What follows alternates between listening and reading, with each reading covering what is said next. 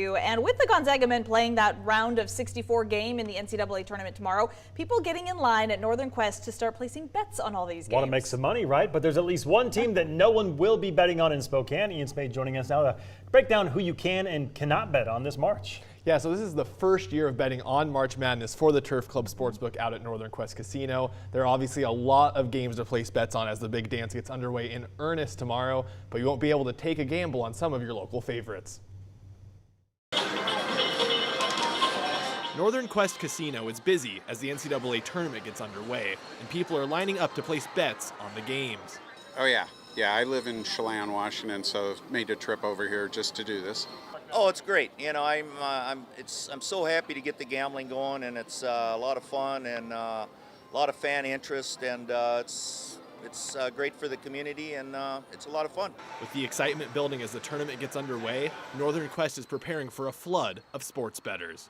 We're hoping for the best and expecting big crowds.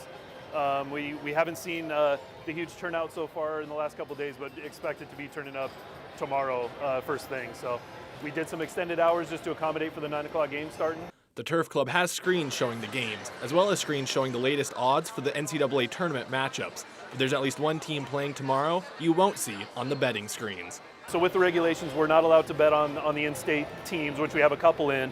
Unfortunately, you know, we're supportive of the regulations, but also hopeful that it eventually turn it over or get overturned to allow it, like we've seen in other jurisdictions. That's right. People placing bets at the sportsbook and mobile kiosks at Northern Quest won't be allowed to place bets on the Gonzaga Bulldogs men's team, women's team, or the Washington State University women's team as they make their way through the big dance. But all of the other schools fighting to cut down the nets come the end of the tournament, those are fair game.